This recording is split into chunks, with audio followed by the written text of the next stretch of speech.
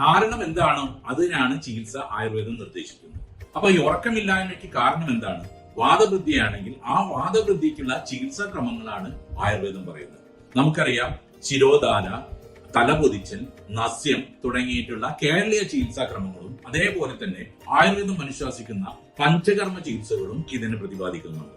ഇതുപോലെ തന്നെ മനസ്സിന് യോഗയും മെഡിറ്റേഷനും എല്ലാം വളരെ ഉപകാരപ്രദമായ രീതിയിലാണ് ഉറക്കമില്ലായ്മയ്ക്ക് നല്ലതാവുന്നത്. ഇതുപോലെ ചില നാട്ടുമ്പുറത്ത് ഉറക്കമില്ലാതിരിക്കുന്ന അവസ്ഥയിൽ കാലിനടിയിൽ, കാലിന്റെ പാദത്തിൽ വെറും എണ്ണ പുരട്ടുക എന്നൊരു സമ്പ്രദായമുണ്ട്. വളരെ നല്ല ഒരു അർത്ഥവ്യക്തമായിട്ടുള്ള ഒരു കാര്യമാണ് കാലിന്റെ അടിയിൽ അഥവാ പാദത്തിൽ എണ്ണ തേക്കുക.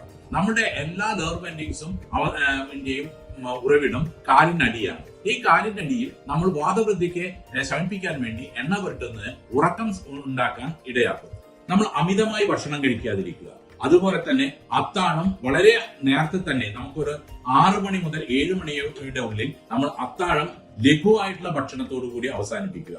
ഇത്തരം ദിനചര്യാക്രമങ്ങളും അതേപോലെ തന്നെ ആഹാര വിധികളും വളരെ കൃത്യമായ രീതിയിൽ പോയാൽ നമുക്ക് ഈ ഉറക്കക്കുറവ് ഒരു പരിധി വരെ നമുക്ക് പരിഹരിക്കാവുന്നതാണ്. ഇനി ഈ ഉറക്കക്കുറവിന് വളരെ അധികം നല്ല ഔഷധങ്ങൾ ആയുർവേദം വിധിക്കുന്നുണ്ട്.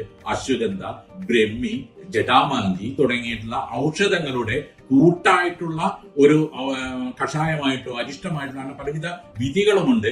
ഇത് റോ ഡ്രഗ്സ് ആയിട്ട് അതേപോലെ തന്നെ ഒറ്റ ഡ്രഗ്സ് ആയിട്ടും ഉപയോഗിക്കുന്ന പല മെത്തേഡുകളുണ്ട്. ഓരോ വ്യക്തികളിലും ഉറക്കക്കുറവ് അഥവാ ഉറക്കമില്ലായ്മയ്ക്ക് പല പല കാരണങ്ങളാവാം. ഒരു ഔഷധം എല്ലാവർക്കും യോജിച്ചെന്ന് വരില്ല. ഓരോ വ്യക്തിക്കും അതിൻ്റെതായ കാരണത്തെ കണ്ട് ചികിത്സിക്കുമ്പോൾ ഔഷധങ്ങളും മാറുന്നു.